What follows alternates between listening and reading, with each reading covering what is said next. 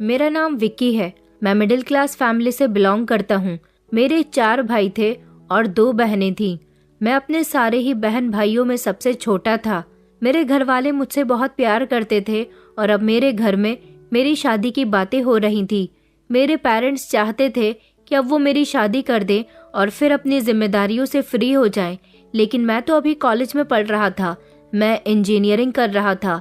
इस बार जब हमारे कॉलेज में न्यू एडमिशन हुए तो एक लड़की ने एडमिशन लिया था। एक ऐसी लड़की जो बहुत भोली भाली और बेहद खूबसूरत थी। पहली बार उससे मेरा टकराव लाइब्रेरी में हुआ था, जब मैं लाइब्रेरी में अपनी बुक पढ़ने में बहुत बिजी था और अचानक मेरी उससे टक्कर हो गई। हम दोनों की बुक्स गिर गई थी। हम दोनों बैठकर जब अपनी बुक्स उठाने लगे तो मेरी नजरें उसकी नजरों से टकराई थी। पहली बार मैंने इतनी सुंदर और मासूम लड़की को देखा था।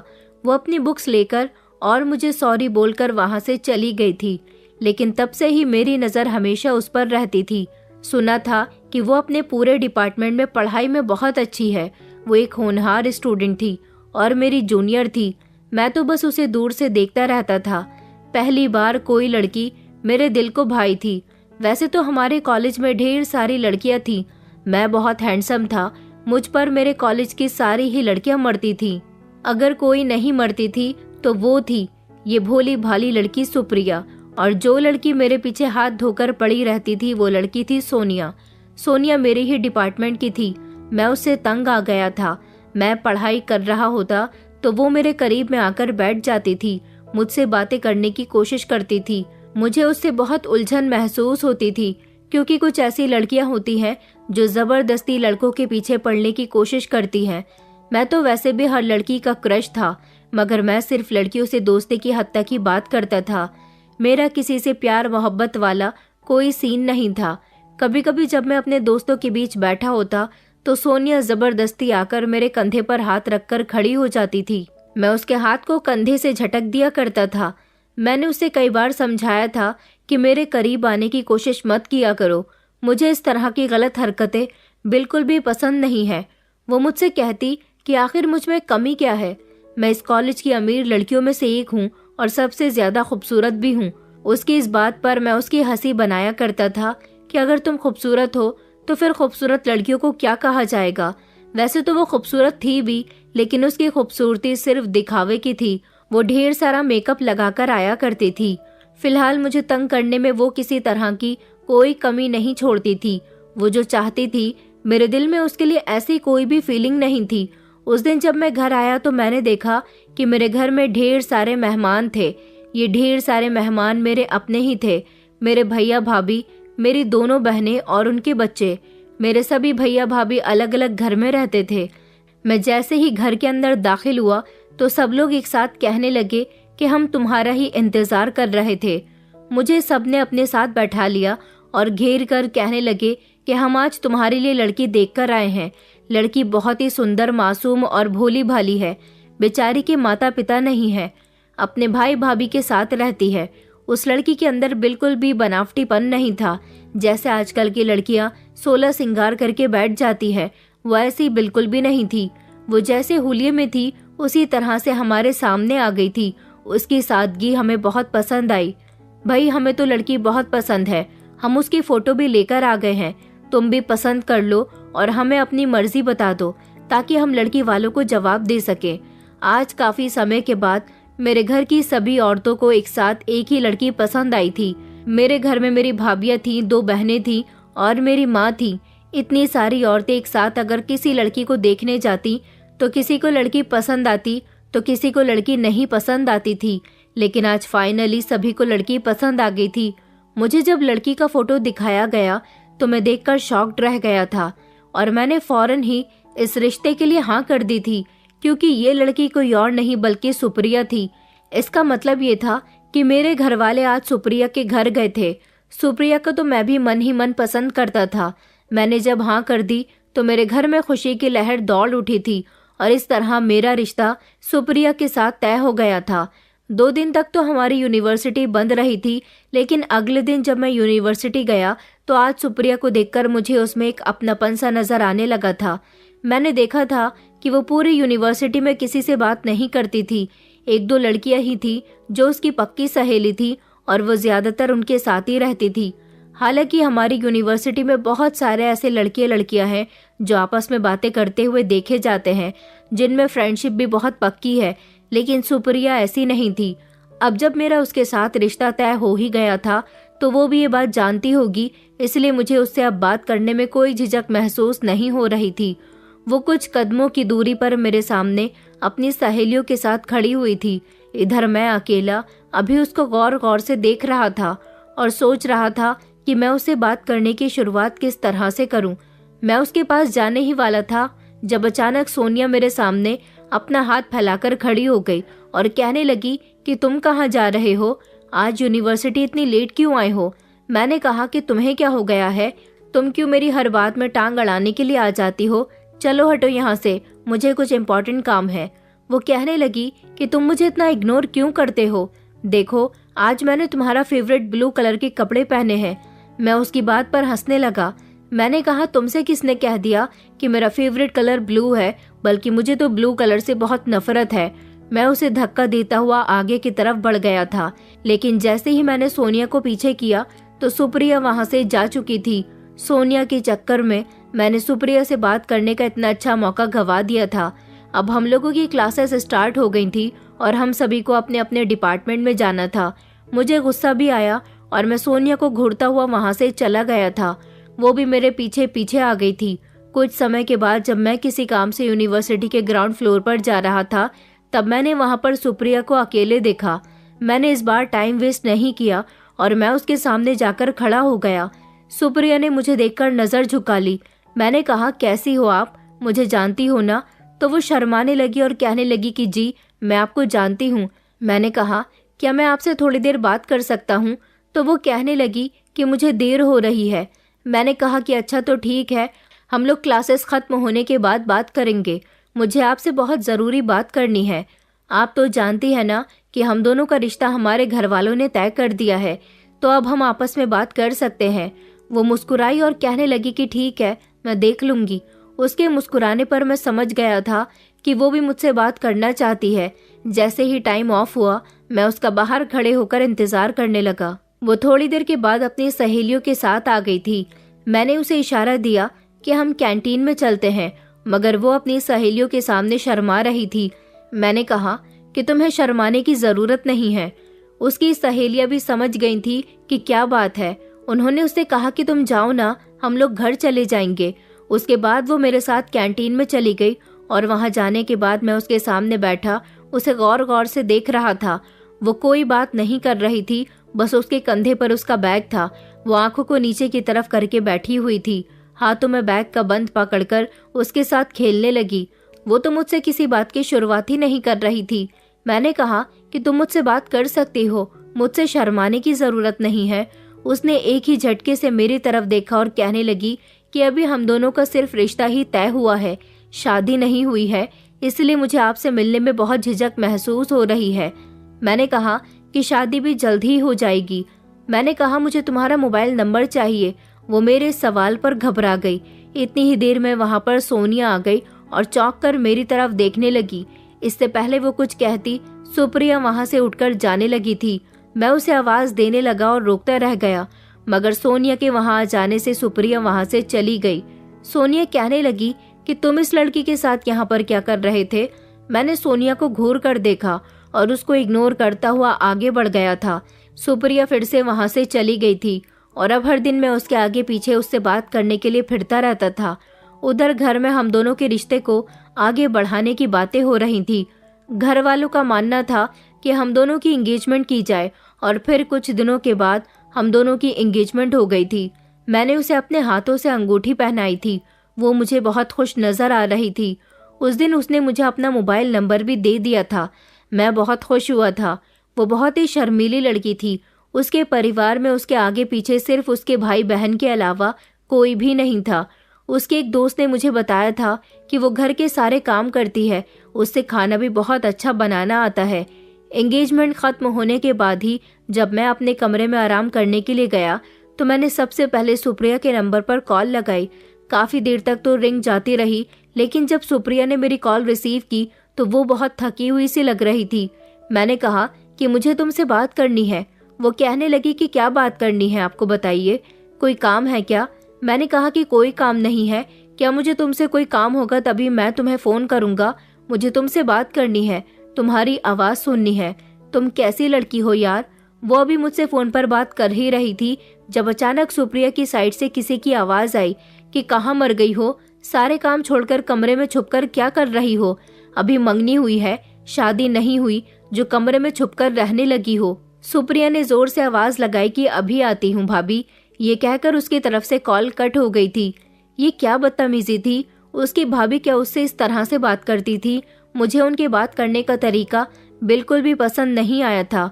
मुझे तो उन पर बेहद गुस्सा आ रहा था। मैंने सोचा कि कल मैं इस बारे में उससे जरूर बात करूंगा।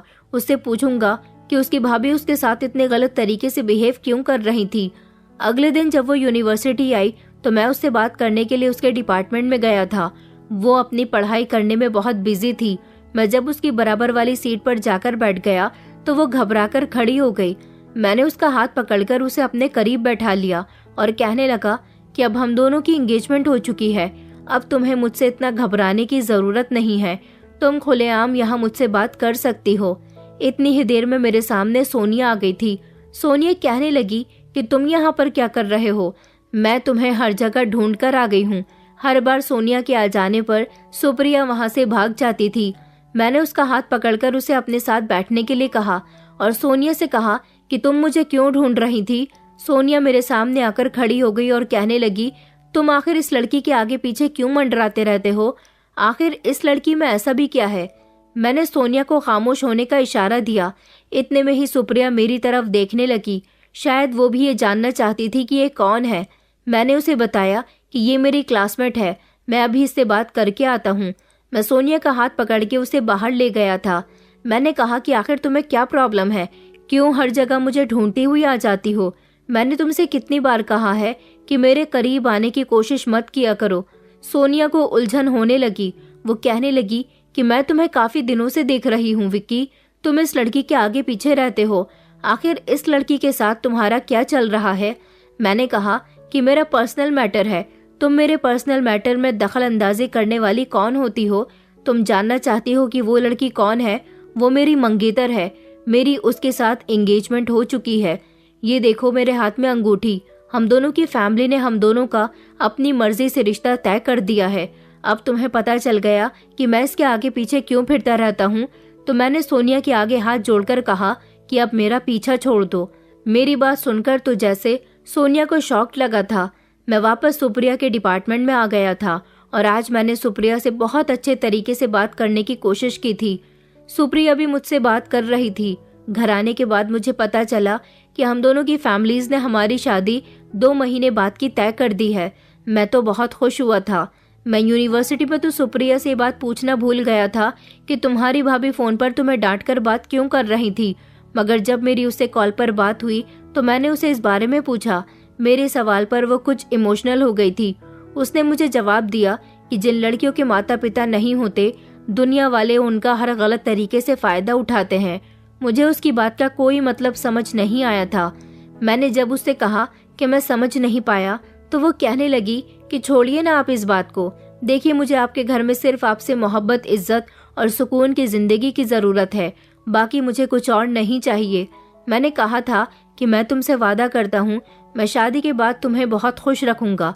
सुप्रिया फोन पर तो मुझे ठीक तरीके से बात कर लेती थी, लेकिन जब मेरे सामने होती तो मुझसे नजर तक नहीं मिलाती थी। मुझसे बात करने में बहुत घबरा जाती थी। वो यूनिवर्सिटी में होती तो मैं अचानक कभी उसको पीछे से जाकर पकड़ लेता तो कभी उसके सामने आ जाता था। वो डर जाती थी। कभी कभी तो वो डर कर भाग भी जाती थी। कई दिन इसी तरह से गुजर गए थे। हम दोनों की शादी के दिन करीब आ रहे थे और अब फाइनली जब से सोनिया को ये बात पता चली थी कि सुप्रिया मेरी मंगेतर है, तभी से उसने मेरा पीछा छोड़ दिया था।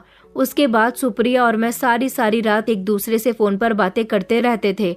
सुप्रिया मुझे अपने बारे में बताया करती थी। मुझे उसकी बातें बहुत अच्छी लगती थी, मगर कुछ दिनों बाद ना जाने क्यों सुप्रिया को क्या हो गया था। वो पहले तो मुझसे अच्छी खासी बात करने लगी थी, लेकिन जैसे जैसे हमारी शादी के दिन करीब आ रहे थे वो अजीब तरह से रिएक्ट करने लगी थी। कई बार मैंने उसे सोनिया से बात करते हुए भी देखा था। सुप्रिया तो वहां से चली जाती थी, मगर सोनिया का कहना था कि तुम्हारी चॉइस बहुत अच्छी है। सुप्रिया से बात करके मुझे बहुत अच्छा लगता है। मैंने सोचा कि मुझे भी सुप्रिया से दोस्ती कर लेनी चाहिए। मैंने उससे कहा भी था कि तुम अमीर बाप की बेटी गरीब लड़कियों से कहाँ दोस्ती करती हो। तो वो कहने लगी कि जैसा तुम मुझे समझते हो मैं वैसी बिल्कुल भी नहीं हूँ। तुम्हारी पसंद कोई आम तो नहीं हो सकती। जिस लड़की को तुमने पसंद किया है वो बहुत कीमती है। इसका ख्याल रखना कहीं ऐसा ना हो कि तुम्हारे हाथ से निकल जाए।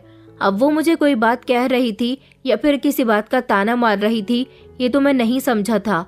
मेरे घर में शादी की तैयारियां बड़े जोर शोर से चल रही थी। घर में शॉपिंग की जा रही थी।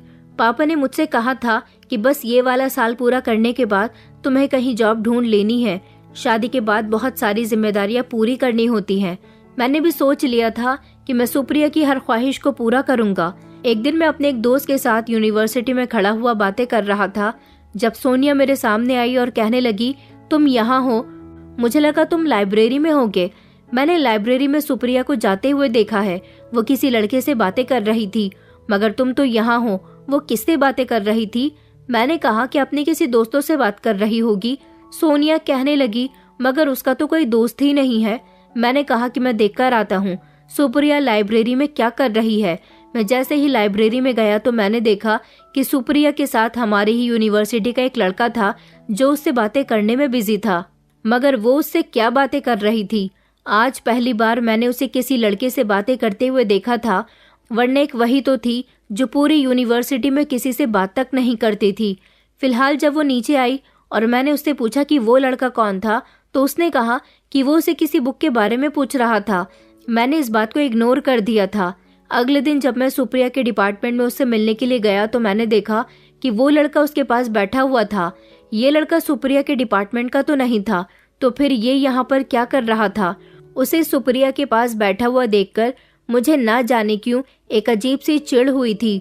तभी मेरे पास में सोनिया आकर खड़ी हो गई थी और कहने लगी कि क्या देख रहे हो? मैंने कहा, तुम्हें सुकून क्यों नहीं है? क्यों हर बार मेरे पीछे पीछे यहाँ पर आ जाती हो? वो कहने लगी, मैं आरुष को बुलाने के लिए आई थी। आरुष वही तुम्हारी होने वाली मंगेतर का दोस्त। दरअसल सुना है कि आरुष की सुप्रिया से दोस्ती हो गई है।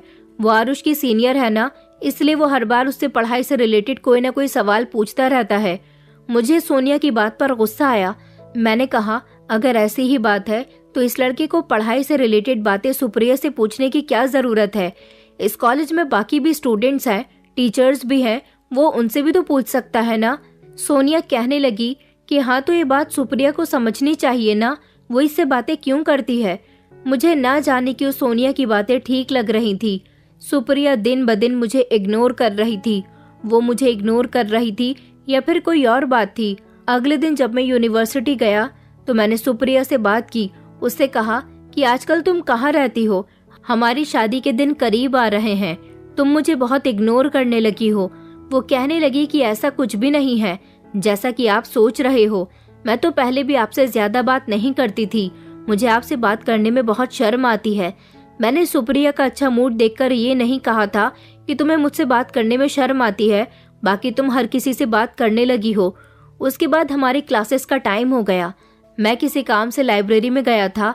मैं जब वहां गया तो अचानक मेरी नजर सुप्रिया और आरुष पर पड़ी। आरुष सुप्रिया को अपनी बाहों में लिए खड़ा हुआ था। मेरे बराबर में सोनिया भी आकर खड़ी हो गई थी। उसने कहा कि ये तुम्हारी मंगेतर क्या कर रही है विक्की? मुझे तो लगता है कि सुप्रिया की फ्रेंडशिप आरुष के साथ ज्यादा ही हो गई है। मुझे इस बात पर बहुत गुस्सा आया।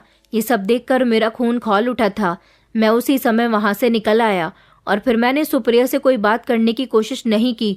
वो आरुष को इतनी अहमियत क्यों देने लगी थी? क्यों आज वो उसको टच करके खड़ा हुआ था? मुझे बहुत गुस्सा आया। गुस्से की वजह से मैं 2-3 दिन तक यूनिवर्सिटी भी नहीं गया था। अब हमारी शादी में 15 दिन रह गए थे।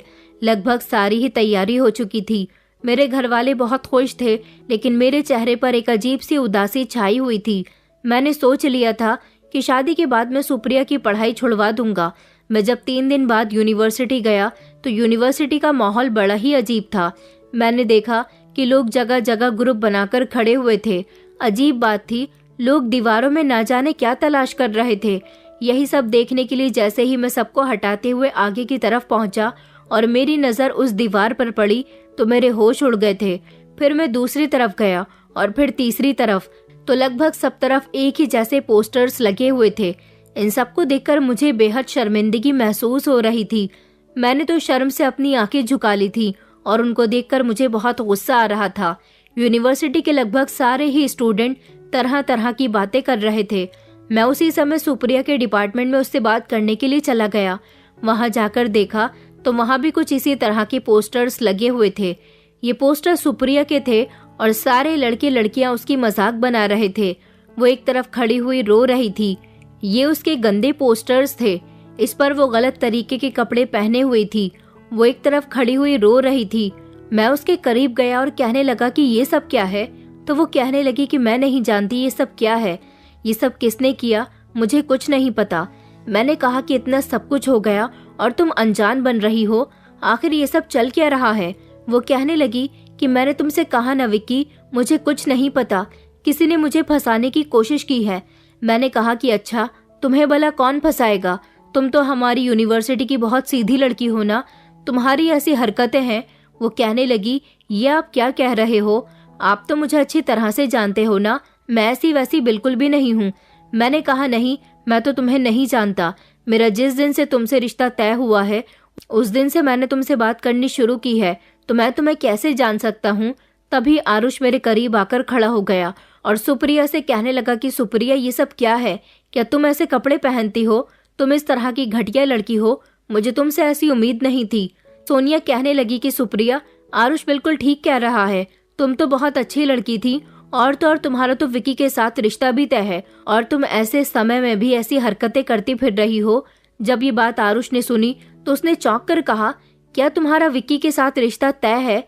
इस बात से क्या मतलब है? तुम तो पिछले एक हफ्ते से मेरे साथ मोहब्बत के वादे कर रही हो, चोरी चुपके मुझसे बातें करती हो। मैंने भी चौंक कर आरुष की तरफ देखा और कहा, क्या तुम सच कह रहे हो? आरुष कहने लगा कि हाँ विक्की, मैं सच कह रहा हूँ। तुम्हें मेरी बातों पर यकीन नहीं आता तो ये देखो। उसने अपनी जेब से मोबाइल निकाला और उसमें सुप्रिया के नाम की चैटिंग खोलकर मुझे दिखाने लगा। उस चैटिंग में सुप्रिया और आरुष के बीच प्यार मोहब्बत की ढेर सारी बातें हो रखी थी। ये सब देखकर मेरा खून खौल उठा। मुझे सुप्रिया पर बहुत गुस्सा आया। मेरा मन तो कर रहा था कि मैं इसी समय उसका गला दबा दूं, मगर वो रोने लगी और कहने लगी कि मैंने ऐसा कुछ नहीं किया, ये झूठ बोल रहा है, मुझे फंसाने की कोशिश की जा रही है। लेकिन मैं इतना गुस्से में था कि मुझे उसकी कोई बात नहीं सुननी थी। एक तरफ उसका मेरे साथ रिश्ता लगा हुआ था, दूसरी तरफ वो आरुष से भी अफेयर चला रही थी। मुझे ऐसी लड़की की कोई बात सुननी ही नहीं थी। मैं उसे घूरता हुआ अपने आप पर बड़ी मुश्किल से कंट्रोल करके यूनिवर्सिटी से निकल आया था। मैंने सोच लिया था कि मैं अपने घर जाकर कह दूंगा कि मुझे इस लड़की से शादी नहीं करनी, मेरी शादी कैंसिल कर दी जाए। वो रोती हुई मेरे पास आई, मुझे आवाजें लगाती रह गई, लेकिन मैंने उसकी कोई बात न सुनी। मैं बहुत गुस्से में घर आया। अब मैं इस बारे में अपने घर वालों से बात करता। मेरे घर वालों को भी ये खबर मिल चुकी थी कि आज यूनिवर्सिटी में मैंने क्या देखा है। और तो और सुप्रिया के यही वाले फोटो सोशल मीडिया पर भी वायरल हो रहे थे, जिनको मेरी फैमिली के लोगों ने भी देख लिया था। ये लड़की तो बहुत ही कैरेक्टरलेस थी और अब काफी हद तक बदनाम हो चुकी थी, और ऐसी बदनाम लड़की के साथ मैं कैसे शादी कर सकता था। मेरी मम्मी ने सुप्रिया के घर फोन करके उसकी भाभी को सब कुछ बता दिया था और साथ ही साथ ये रिश्ता भी खत्म कर दिया था। उसकी भाभी कह रही थी कि आप लोग गलत समझ रहे हो, मगर जब वो फोटो उन्होंने अपने फोन में देखी तब वो समझ गई थी कि उनकी नंद क्या गुल खिला रही थी। अब मुझे समझ आया था कि सुप्रिया की भाभी का बिहेवियर उसके साथ इतना कड़क क्यों था। फिलहाल ये रिश्ता खत्म हो चुका था। इस बात को 2 दिन गुजर गए। मैं बहुत अफसोस में था। कुछ ऐसा ही हाल मेरे घर वालों का भी था, क्योंकि घर में शादी की लगभग सारी ही तैयारियां हो चुकी थी। मैंने सोच लिया था कि जिस तरह मैंने सुप्रिया को अपने दिल में बसाया हुआ था, मैं उसे हर तरफ से निकाल दूंगा। सुप्रिया की बहुत बदनामी हो चुकी थी। पूरे शहर में उसके फोटोज खूब वायरल हुए थे। कई दिन बाद जब मैं यूनिवर्सिटी गया तब मुझे वहां जाकर पता चला कि सुप्रिया को यूनिवर्सिटी से भी निकाल दिया गया है। मैंने सोचा कि अच्छा ही हुआ, वो यहाँ होती तो उसके होते हुए मैं पढ़ाई नहीं कर पाता। सोनिया मेरे पास आई और कहने लगी कि अच्छा हुआ शादी से पहले ही तुम्हारे सामने सुप्रिया की सच्चाई खुलकर आ गई। जो लड़कियां सामने से मासूम दिखाई देती हैं वो अंदर से ऐसी बिल्कुल भी नहीं होती। तुमने देख लिया ना सुप्रिया की हकीकत को। मैंने कहा कि हाँ, तुम ठीक कह रही हो। सोनिया अब दोबारा से मेरे करीब आने की कोशिश करने लगी थी, मेरे साथ बात करने लगी थी। मैं पहले जो हमेशा लोगों से हंस हंस कर बातें करता था, अब मेरे अंदर किसी से भी बात करने की क्षमता नहीं रही थी। यहाँ तक कि मैं तो हंसना मुस्कुराना भी भूल गया था। न जाने क्यों इतना सब कुछ होने के बाद भी मैं सुप्रिया को अपने दिल से नहीं निकाल पा रहा था। रात को सोता तो वो मेरे सपनों में आया करती थी। मैंने काफी कोशिश की कि सुप्रिया मेरे लिए ठीक नहीं थी, वो एक कैरेक्टरलेस लड़की थी। फिर भी मेरा दिल ये बात मानने के लिए तैयार नहीं था। मुझे अंदर से सुकून नहीं मिल रहा था।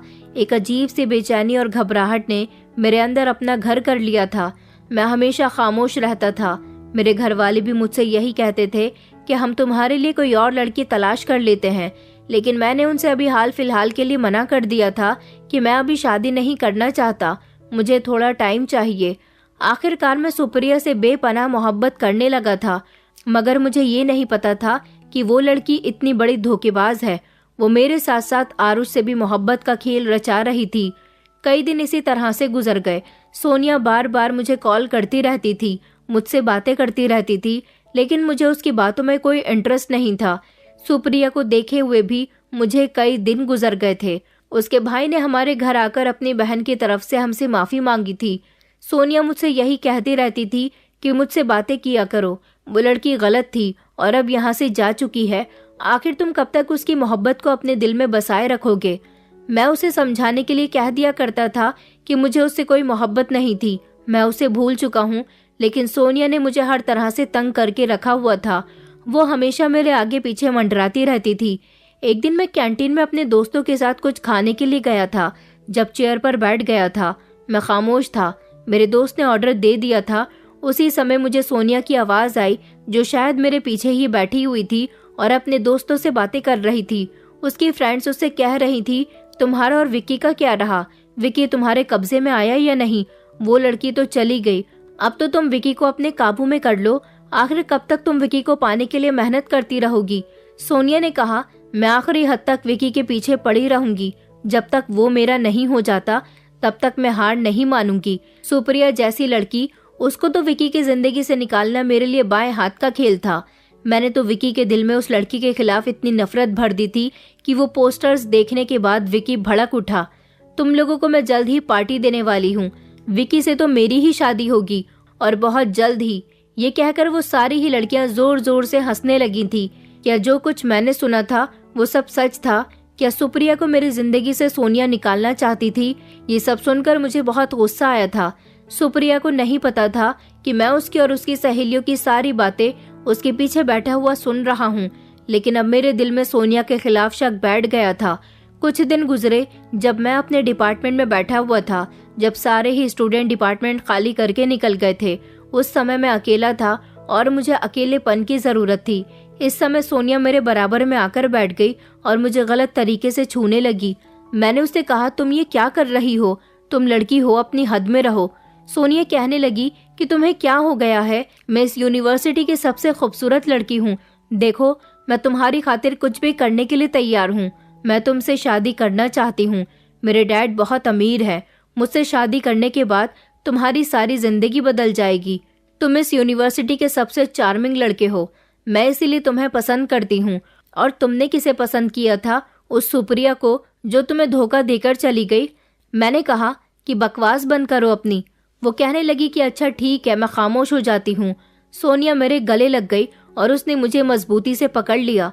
कहने लगी कि प्लीज मेरी मोहब्बत को एक्सेप्ट कर लो, मैं तुमसे शादी करना चाहती हूँ। मुझे उसकी ये हरकत बहुत बुरी लगी थी। वो एक घटिया हरकत कर रही थी। उसने मुझे इतनी मजबूती से पकड़ रखा था कि मुझे छोड़ ही नहीं रही थी। मैंने उसको जोर से धक्का दिया तो वो जमीन पर जाकर गिर गई थी। उसे इस बात पर बहुत बुरा लगा था। मैंने चिल्लाकर कहा कि ये तुम्हारी क्या हरकत है, दूर रहो मुझसे। सोनिया को भी गुस्सा आ गया और वो चिल्लाते हुए खड़ी हुई। उसने अपने कपड़ों को ठीक किया और वो एक झटके से मेरे करीब आई और उसने मेरा कॉलर पकड़ लिया और कहने लगी कि आखिर तुम्हें क्या प्रॉब्लम है? मैं ना जाने कब से तुम्हारे पीछे पड़ी हुई हूँ, तुमसे शादी करना चाहती हूँ। मैं एक ऐसी लड़की हूँ जिसके लिए इस यूनिवर्सिटी का हर लड़का मरता है। तुम अपने आप को न जाने क्या समझते हो? तुम्हारी खातिर मैंने क्या कुछ नहीं किया। उस बेवकूफ लड़की को तुमसे अलग करने में मैंने बहुत मेहनत की है। अब मैं तुम्हें इतनी आसानी से नहीं छोड़ूंगी। मैंने उसी समय सोनिया को घूर कर देखा। मैंने कहा, क्या मतलब है तुम्हारा? तुमने सुप्रिया को मुझसे अलग करने में क्या मेहनत की है? मेरी बात सुनकर सोनिया खामोश हो गई थी। वो कहने लगी कि कुछ नहीं। अब की बार मैंने उससे अपना कॉलर छुड़ाया और उसको कंधे से मजबूती से पकड़ा और उसे झिड़क कर कहा कि बताओ तुम क्या कहना चाहती हो। वो कहने लगी कि नहीं, मैं कुछ नहीं कहना चाहती। मैंने कहा कि मैं सब जानता हूँ, सच क्या है। अब जल्दी से मुझे बता दो, वरना अच्छा नहीं होगा, क्योंकि मैं आधी सच्चाई तो पहले ही सुन चुका हूँ और बाकी की अब तुम्हारे मुंह से सुनना चाहता हूँ। बताओ तुमने सुप्रिया के साथ क्या किया है? मैंने जब जोर से चिल्लाकर उसे दोबारा यही सवाल किया तो वो डर गई और कांपने लगी। आज उसने पहली बार अपनी आंखों के सामने मेरा गुस्सा देखा था। उसे लगता था कि कहीं आज मेरे हाथों से उसकी जान न चली जाए।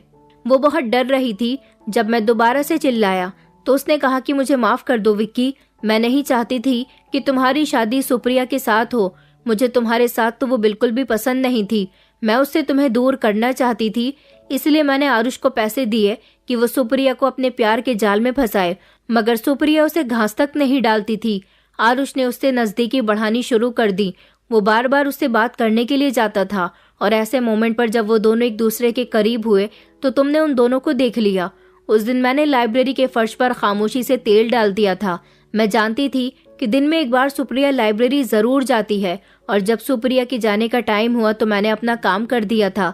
सुप्रिया का पैर फिसला तो आरुष ने उसे थाम लिया। उसी समय तुमने आरुष और सुप्रिया को देख लिया। तुम्हें गुस्सा आया।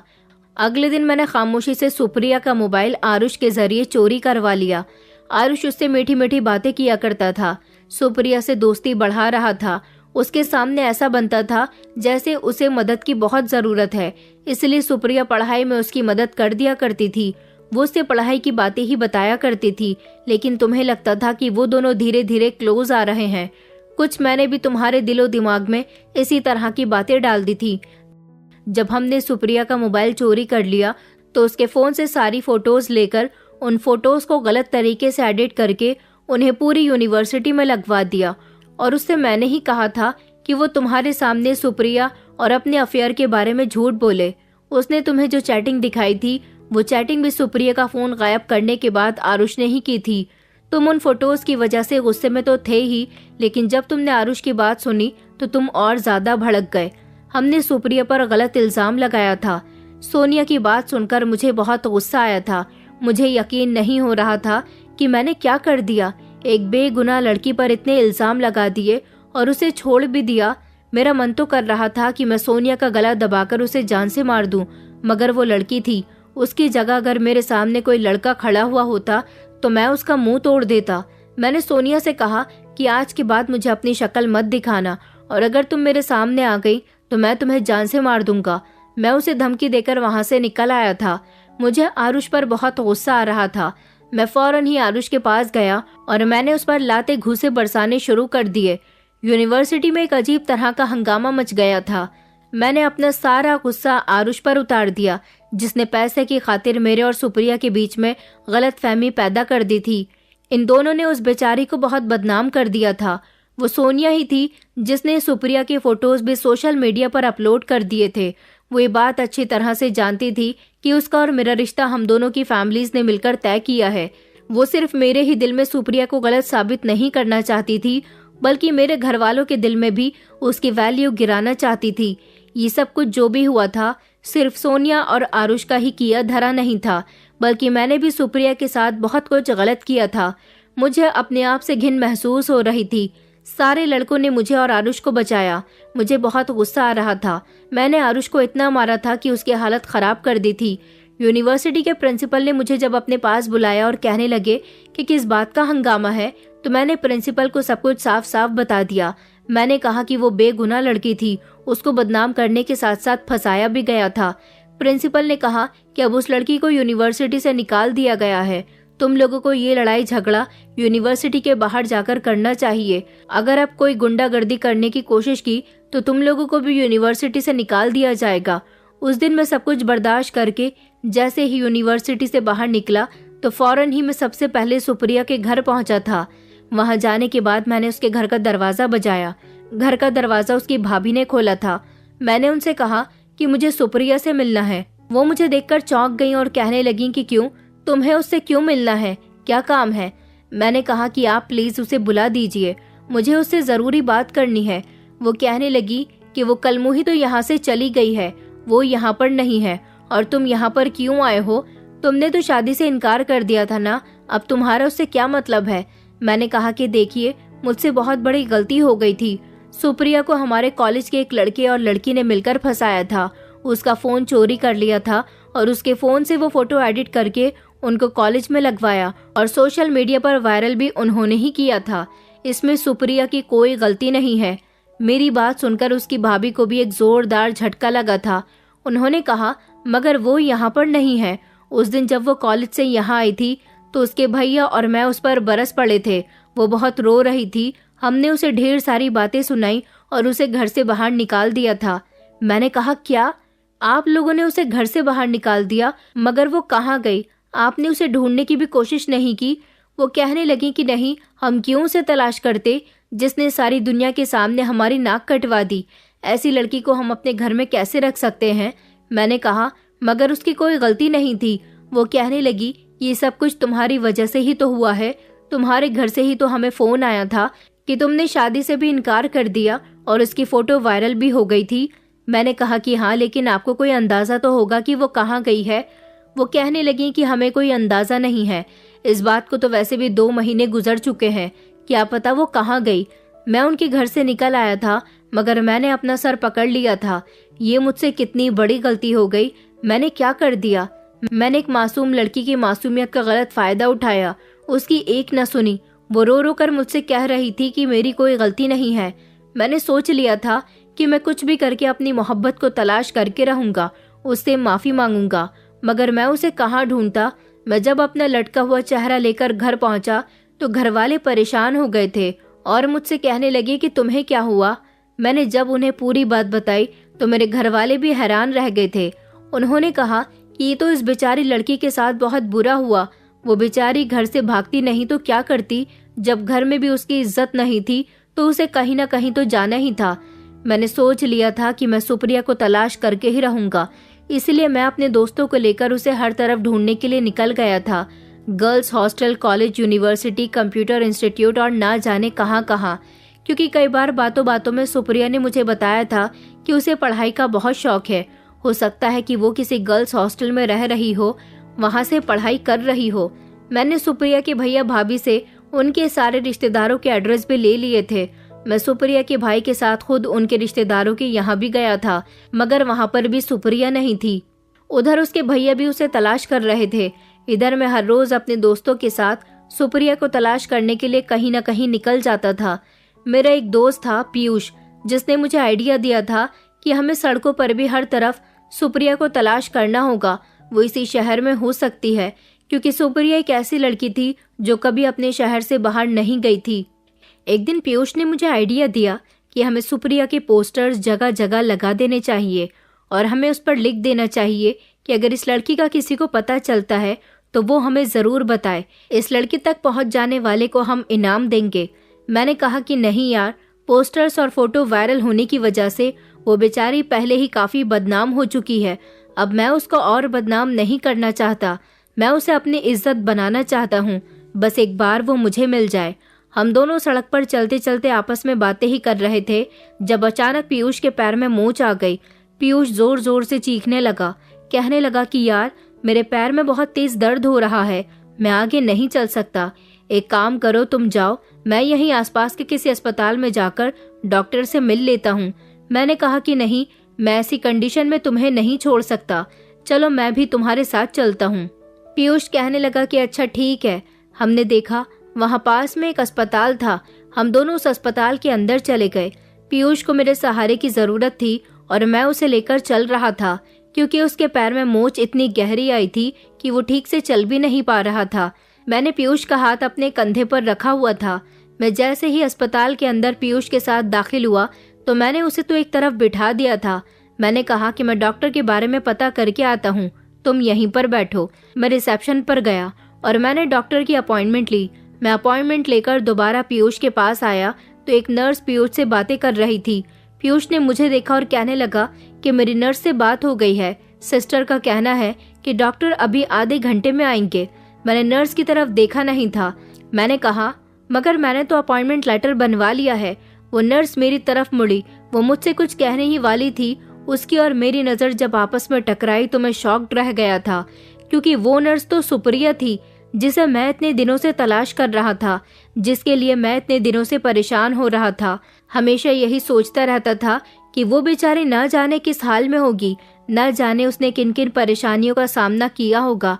आज उसको अपनी आंखों के सामने देखकर मुझे बहुत सुकून मिल गया था, लेकिन जब उसने मुझे देखा तो वो वहां से भागने लगी थी। मेरे हाथ में अपॉइंटमेंट लेटर था। मैं भी उसके पीछे पीछे भागने लगा। पीयूष मुझे आवाज देता रह गया था, मगर मैंने उसकी एक न सुनी।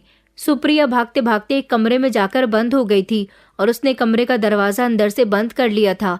मैं जोर जोर से दरवाजा बजाने लगा। मैंने कहा, सुप्रिया दरवाजा खोलो, मुझे तुमसे बात करनी है। मैं तुम्हें काफी दिनों से तलाश कर रहा हूँ। तुम मुझसे भाग नहीं सकती। मैं तुमसे माफी मांगने के लिए आया हूँ। मैं जानता हूँ कि तुम मुझसे बहुत नाराज हो। मैं काफी देर तक दरवाजे पर खड़ा रहा। फिर थोड़ी देर के बाद खुद ही सुप्रिया ने दरवाजा खोल दिया।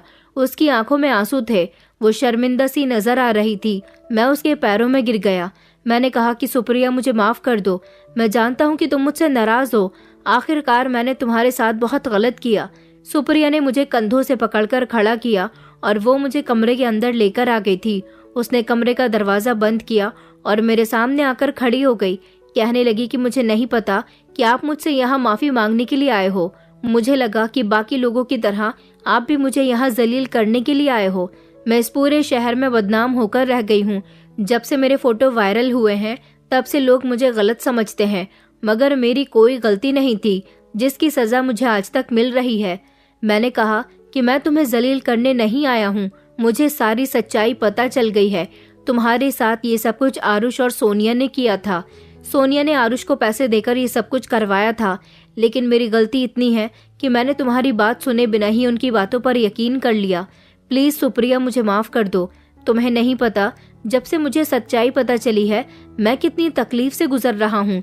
हर तरफ तुम्हें तलाश कर रहा हूँ। तुम्हारे भैया भी तुम्हें तलाश करने में मेरी मदद कर रहे हैं, क्योंकि मैंने तुम्हारी सच्चाई उन्हें भी बता दी। और तुम यहाँ इस अस्पताल में क्या कर रही हो और तुम कैसे आई यहाँ पर? वो रोते हुए कहने लगी कि मैं भले ही अपने भैया भाभी के साथ उस घर में रहती थी, मगर मेरी उस घर में कोई अहमियत नहीं थी। भैया मुझसे प्यार करते थे, लेकिन भाभी मुझे उस घर से निकालना चाहती थी, इसलिए मेरी पढ़ाई पूरी हुए बिना ही भाभी ने भैया के दिमाग में डाल दिया था कि वो मेरी जल्द से जल्द शादी करवा दे। मेरा रिश्ता तुम्हारे साथ तय हो गया। आरुष मुझसे बात करने की कोशिश करता था। आरुष मुझसे ऐसे मदद मांगता था जैसे उसे मेरी मदद की बहुत ज़रूरत है। मैं सिर्फ उसकी क्लासमेट होने के नाते उसकी पढ़ाई में मदद कर दिया करती थी, लेकिन मुझे ये नहीं पता था कि सोनिया और आरुष मिलकर मुझे इस प्लान में फंसा रहे हैं। एक दिन मेरे बैग से मेरा मोबाइल गायब हो गया। मैं तुमसे बात करना चाहती थी। मैंने भाभी का फ़ोन उठाया तो भाभी ने अपना मोबाइल छीन लिया और मुझसे मेरे मोबाइल के बारे में पूछने लगी। वो मोबाइल बहुत महंगा था। मैंने उन्हें नहीं बताया कि मेरा मोबाइल गायब हो गया। मैं तुमसे बात करना चाहती थी, अपने मोबाइल के बारे में बताना चाहती थी, लेकिन अगले ही दिन पोस्टर वाली हरकत हो गई तो मैं तुम्हें कुछ नहीं बता सकी और तुमने मेरी एक न सुनी। जब मैं घर आई तो भैया भाभी ने भी मुझे बहुत गलत सुनाया था। उन्होंने कहा था कि तुम हमारे घर से निकल जाओ, तुम्हारी इस घर में कोई ज़रूरत नहीं है। हम तुम जैसी कैरेक्टरलेस लड़की को अब अपने घर में नहीं रखेंगे। मैंने वहाँ भी अपनी बेगुनाही के बहुत सबूत दिए, मगर किसी ने मेरी एक न सुनी। मैं उस दिन रोती हुई घर से निकल आई थी। मुझे नहीं पता था कि मैं सड़क पर चल रही हूँ तो कहाँ जा रही हूँ। अचानक मेरी टक्कर एक गाड़ी से हो गई और फिर मैं बेहोश हो गई। गाड़ी की मालकिन एक औरत थी।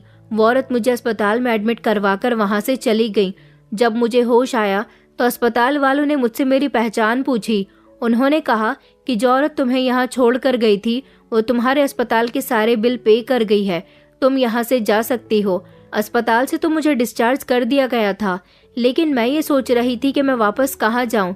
तुम्हारे पास आती तो तुम मुझे कभी एक्सेप्ट न करते, क्योंकि तुम बहुत गुस्से में थे, और भैया भाभी के पास जाती तो पहले ही वो लोग मुझे काफ़ी जलील कर चुके थे। वो मुझे और ज़्यादा जलील करते। मैं पूरे शहर में इतनी बदनाम हो चुकी थी कि कोई भी मेरी मदद करने के लिए तैयार नहीं होता। इसलिए मैंने इस अस्पताल में ही नर्स की नौकरी करनी शुरू कर दी। मैंने सोचा कि मैं यहीं पर नाइट ड्यूटी और डे ड्यूटी कर लिया करूंगी। इस तरह यहाँ मुझे रहने की जगह भी मिल जाएगी, मैं महफूज भी रहूंगी और यहाँ नौकरी भी करती रहूंगी। अस्पताल वालों ने मुझे नर्स की नौकरी दे दी और इस तरह मैं यहाँ पर रहती रही। आज जब मैंने तुम्हें अपनी आंखों के सामने देखा तो मेरे सामने 3 महीने पहले वाला वही नजारा घूमने लगा। मुझे अपनी बेइज्जती बर्दाश्त नहीं हो रही थी। मुझे लगा तुम आज फिर से मुझे बातें सुनाओगे, इसलिए मैं भाग आई थी, मगर मेरी कोई गलती नहीं थी। मैंने अपनी सारी जिंदगी अपनी भाभी की गुलामी करके गुजारी है, उनकी कड़वी कड़वी बातें सुनकर गुजारी है। मैं सब कुछ बर्दाश्त कर सकती हूँ, लेकिन बात अगर मेरे कैरेक्टर पर आएगी तो मैं बर्दाश्त नहीं कर सकती। वो फोटो मेरे नहीं थे, बल्कि मेरे मोबाइल से मेरे फोटो चोरी किए गए थे। मैंने सुप्रिया का हाथ पकड़ा और उससे कहा कि तुम सच कह रही हो, तुम्हारी इसमें कोई गलती नहीं थी। सुप्रिया प्लीज मुझे माफ कर दो, मैंने तुम्हें बहुत तकलीफ दी है, मेरी वजह से तुम बहुत परेशान हुई हो, लेकिन अब किसी की हिम्मत नहीं कि तुम्हें कोई कुछ कह सके। सुप्रिया बहुत अच्छी लड़की थी, बहुत सब्र वाली, बहुत हिम्मत वाली। सुप्रिया ने तो मुझे माफ कर दिया था, उस बेचारी ने बहुत कुछ सहा था। मैं उसे अस्पताल से अपने घर लेकर चला गया था। पीयूष का ट्रीटमेंट भी हो गया था और मैंने उसे उसके घर भेज दिया था। पीयूष खुश हुआ था कि जिस लड़की को हम 1 हफ्ते से ढूंढ रहे थे वो हमें इस तरह अस्पताल में मिल गई। मुझे मेरी मोहब्बत मिल गई थी। मैं जब सुप्रिया को अपने घर लेकर आया तो मेरे घर वाले बहुत खुश हुए थे और उन्होंने खुशी खुशी सुप्रिया को एक्सेप्ट कर लिया था। मैंने सुप्रिया के साथ शादी कर ली और हम दोनों अब एक खुशहाल जिंदगी गुजार रहे हैं। अगर हम किसी को पसंद करते हैं तो जरूरी है कि मोहब्बत दोनों तरफ से होनी चाहिए। एक तरफा मोहब्बत हमेशा दिलों में आग लगा देती है।